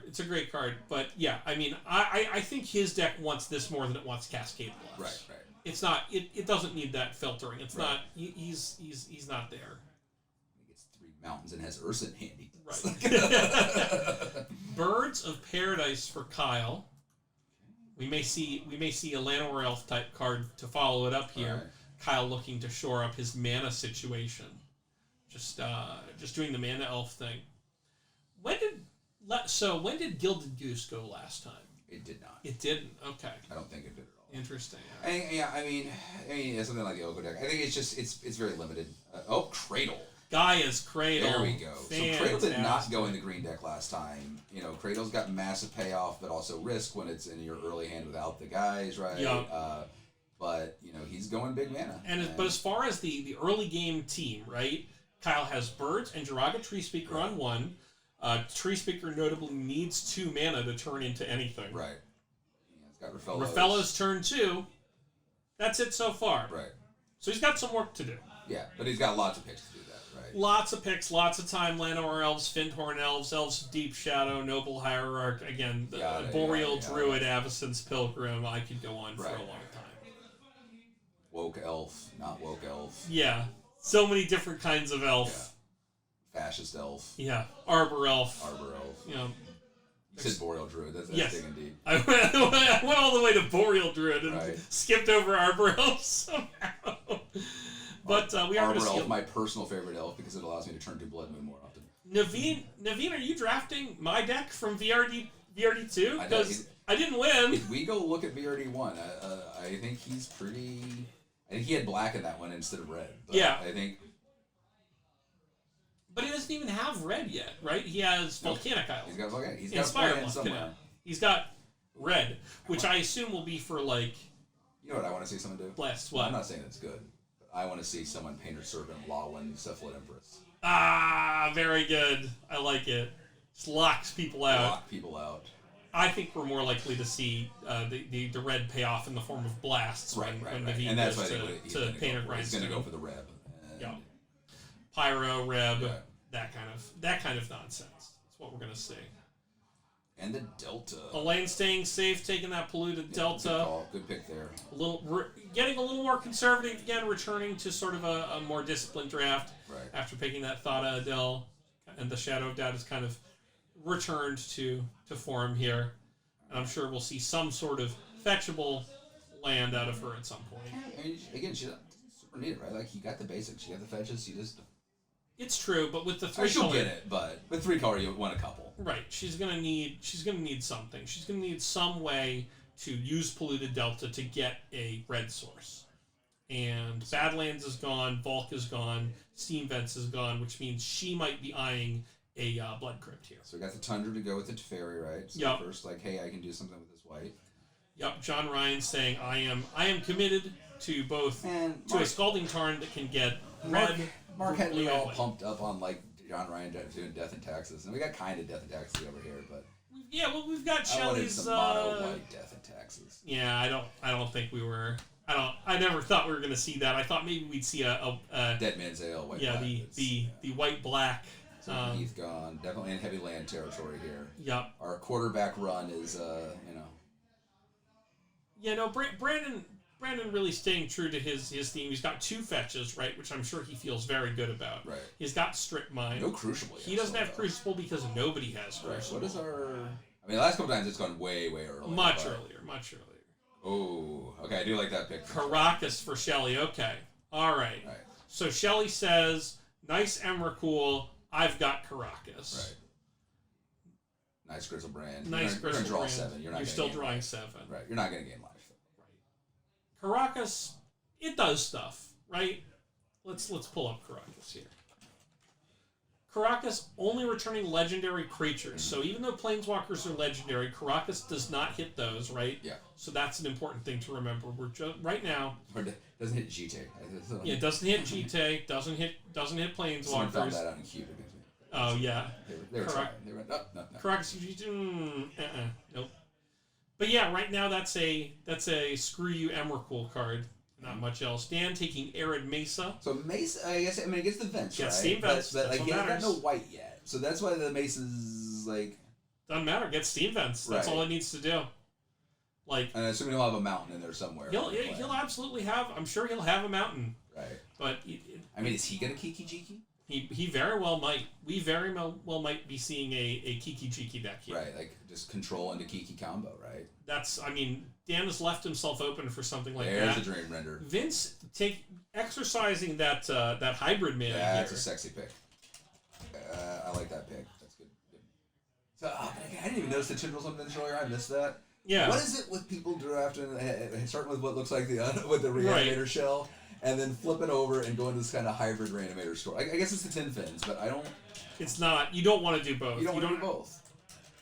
Oh, Ashiok into Lily of the Last. Okay. So that's... I don't like Last over Veil in this format. I don't understand. If you're playing a Reanimator deck, don't you want Liliana of the Veil to discard cards to? Yeah. Isn't that what we're here for? I mean, you can discard cards with this, kind of. Dan, by the way, picking up Hallowed Fountain, making me... Yeah. Making it make all the more sense. Shelly picking up Skull Clamp. No, Brandon just died a little bit. Yep, Brandon is sad because he wants Skull Clamp and Bitter Blossom always. Confidant was early. Yeah, Confidant was early. And if you want to hear from Elaine or anybody else in the draft, type !interview, type their first name, and we'll get the popular picks in here for interviews in between and after the draft. Yeah, I don't know. I've not been sold on the Tin Fins list yet. I have not seen them, effectively go very well. I just you gotta pick a thing and do it. And Tin Fins is the opposite of picking a thing and do it. So Skull Clamp's one of my funny story cards. So remember I talked earlier about getting back into Magic. I was getting back right around one of my times I got back in before I got really serious. I was getting back in right when Skull Clamp came out, and I was reading an article somewhere and it was talking about how broken it was. And it was right before the ban or right after, I couldn't remember. Yeah. And I was like, this is just a card that for your casual player doesn't look like much, right? Right. And I looked at it, I was like, I don't get it. And it came in one of the pre-cons from Mirrodin, a little tinkery 1/1 deck that sacked a lot of spell bombs. Just a weird, and I sat down with it and played it for 5 minutes against a friend and said, "Oh my god, I get it. That card's broken. This card's busted." It was one of those that I looked at it as a casual and I was like, "Oh, I don't get it." And then as soon as I actually played, I was like, "Oh my, right, yeah, that's sick." All right, so Emery, good pick here. Went super early last time with very little payoff. The person who picked it last time just did Emery basically to get Crucible back. But in Brandon's deck, he's obviously got plans here with Academy and Workshop. Speaking of plans, John Ryan has taken not Balance of Power, but come on, regular balance. That's what Brandon did it last time and rocked people. Now the thing about balance is I forgot until last time. It doesn't hit artifacts, folks. Yep. He's in a. That's a. I mean, the color commit. I'm hoping he'll try to fix here, but the card is just so powerful. Yeah, I mean he's got the Tundra, right? Yeah, he's got the Tundra and a Tarn to pick it up. So he can realistically play Dak and the white. Right. I don't think his mana's too bad. I think he's got plenty. There's plenty of time to fix that at this point. Yeah, and with the Tarn and the Tundra, I think he's already in a great spot. And you got Preordain, and you can pick up some of the low to mid tier lands later. That's fine. Even Signets, things like that you might. Right, Elaine, a habitual vote getter, currently in the lead. Don't get vote for who you want.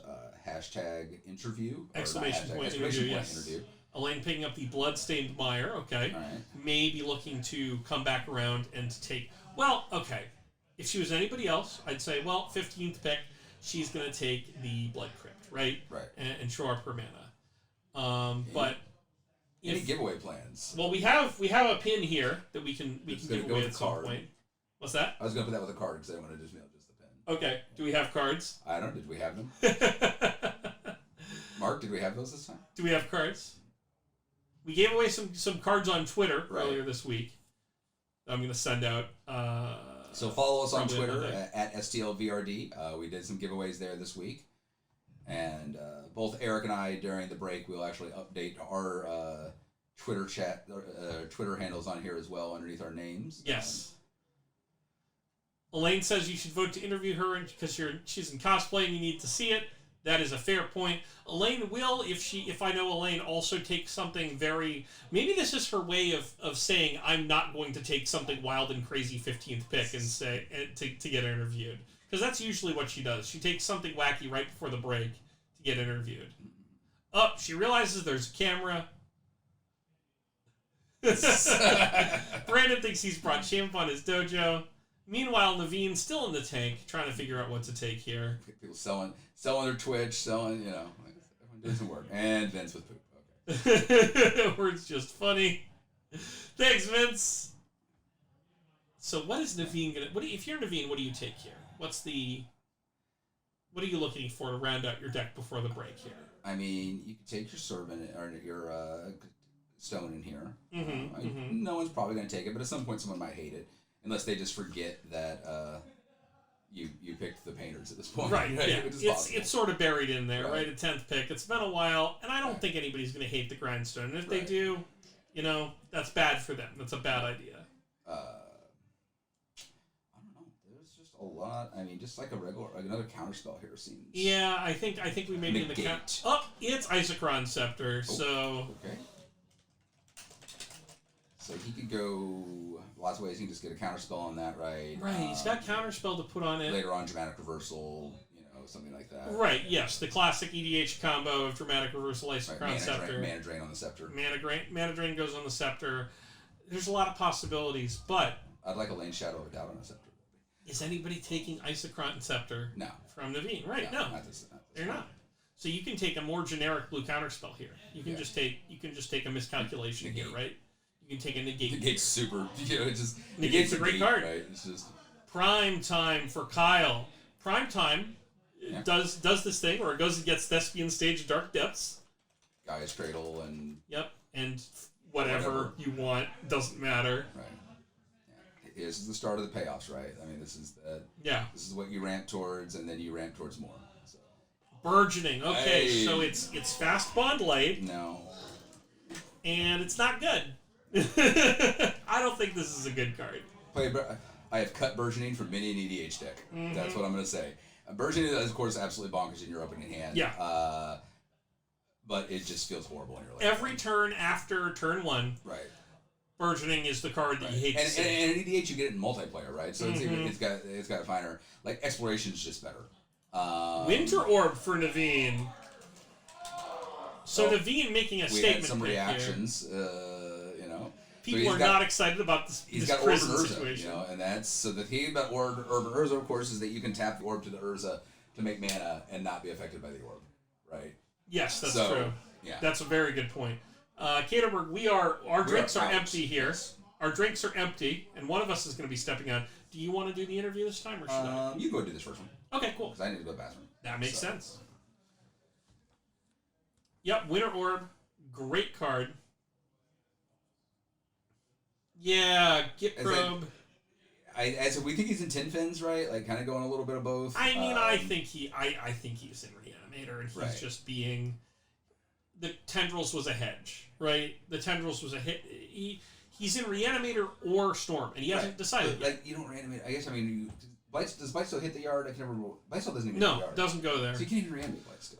Like, Blightsteel feels like a hate pick, almost. Yeah, Blightsteel feels like another... another hedge, right? Right. Like these are the 3 decks I could play: Gristlebrand, Tendrils, and Blightsteel.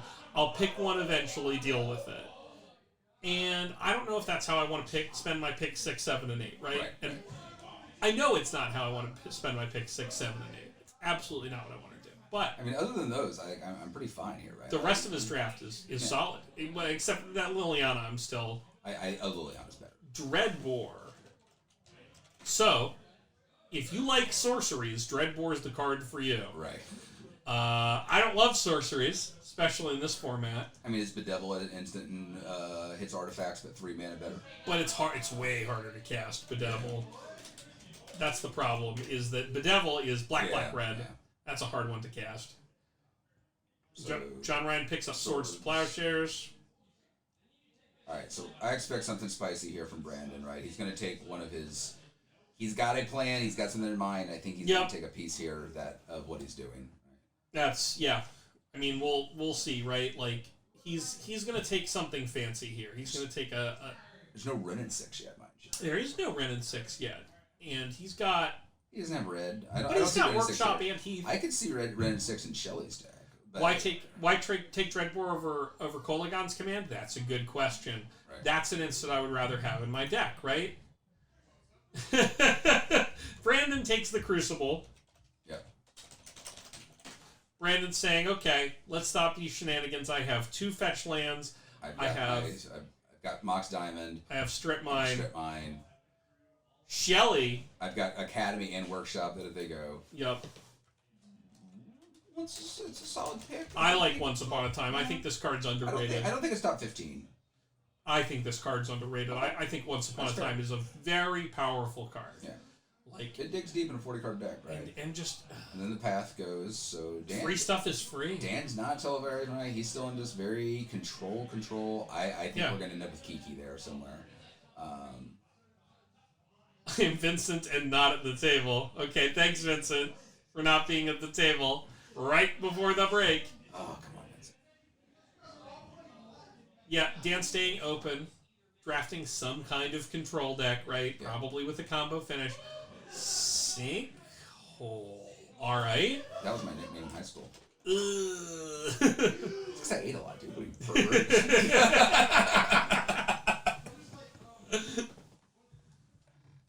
Yeah, no, Sinkhole's a classic. It's card. Sinkhole is a classic card, classic piece of land destruction. Yeah. We'll see what Vince does with it. But we are now at the break, so we're going to interview someone. Absolutely, somebody is going to get interviewed. Hey, Tort's not supposed to be in here. Well, she. Yeah, Elaine, wait a minute. Get out of here. I'll remind people to stay out of chat when I stay out of chat. Exclamation point, interview.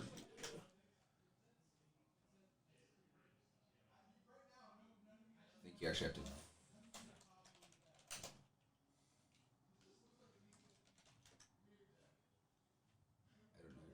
I don't want to vote for anybody, though. Mark, how do we check it?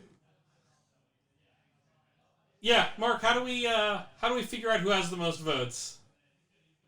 Okay, so it looks like we're going to interview Elaine. All right, I'm going to step out. I will send in Elaine. Great. And I'm going to go make fun of some people and do some other logistic stuff. Fantastic. And go to the bathroom. So.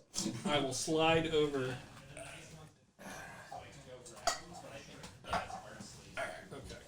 We're going to figure this out here. Yeah, you got to get up. That's the only way. Yeah. That's the only way. We're big boys. There's so many cords. There's so many cords, and we've got extra like mouse, there's pop filters. Mics covers. This keyboard is enormous.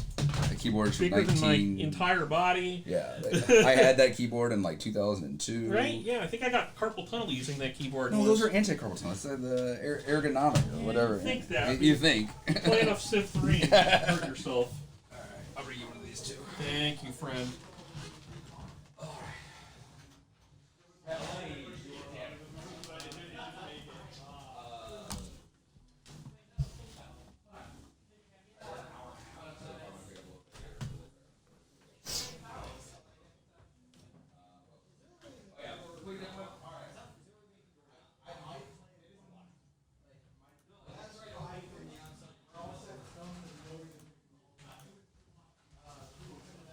Please don't Give me 1 sec, Elaine. I'm gonna put your name on the screen. Hi.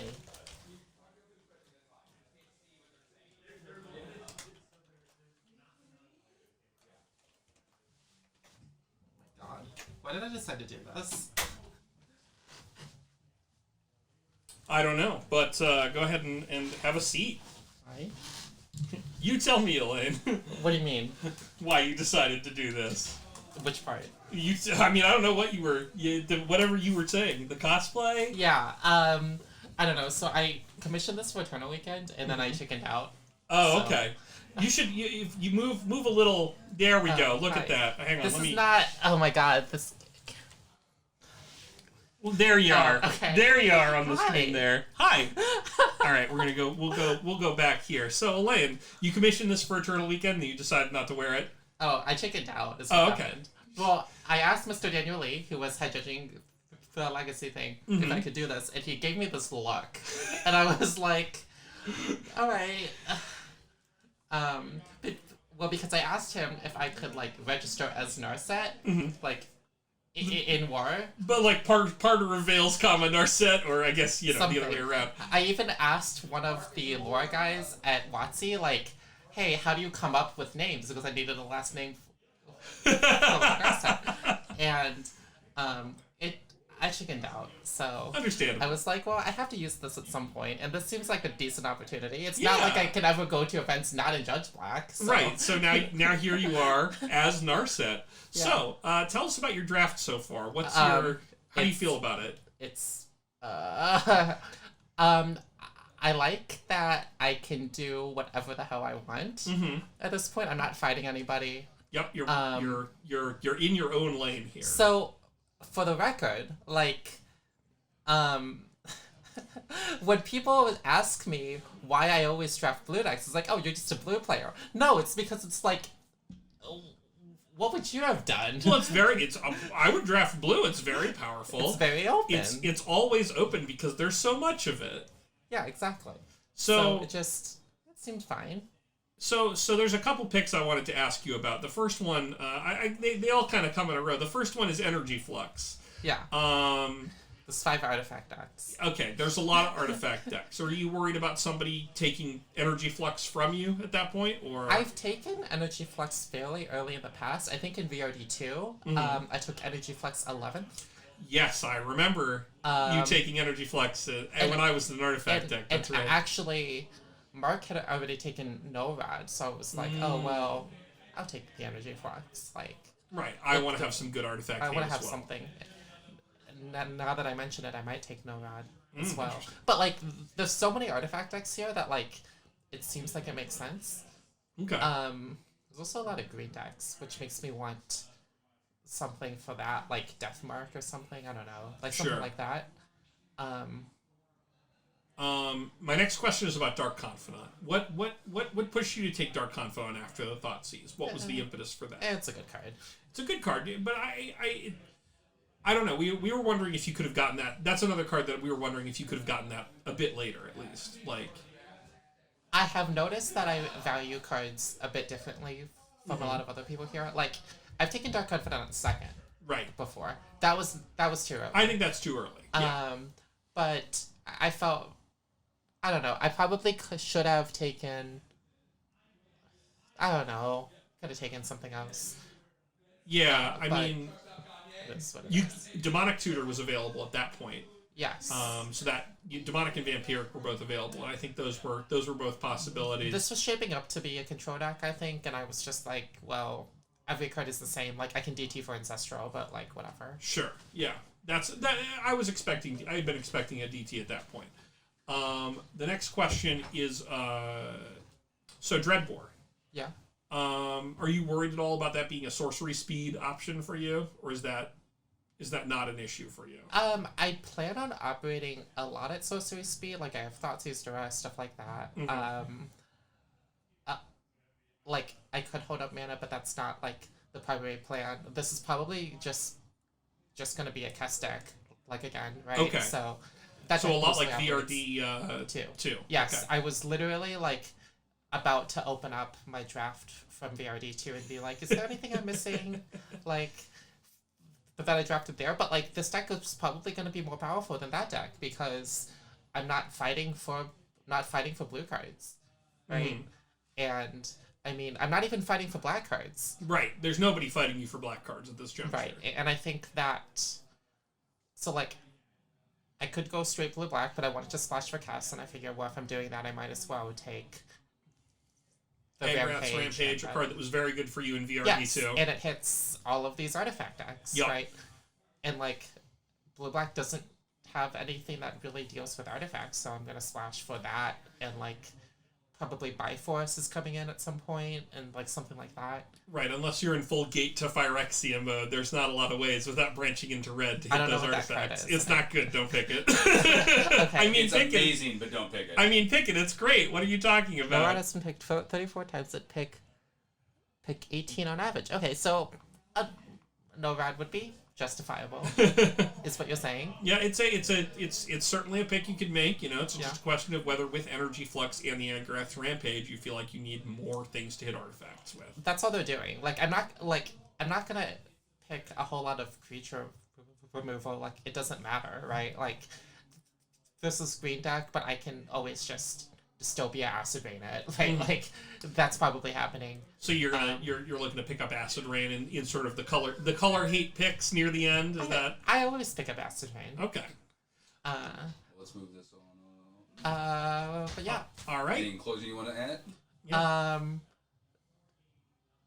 I'm not feeling too good about a repeat, but this could get there. That would be a three-peat, by the way. People have to draw poorly, and then I'm sure I'll do well. I just have to draw Ancestral into my opening hand every turn. That's the plan. Well, good luck. Draw those Ancestrals, and we'll see what comes for you next. Mm-hmm. Thanks, Elaine.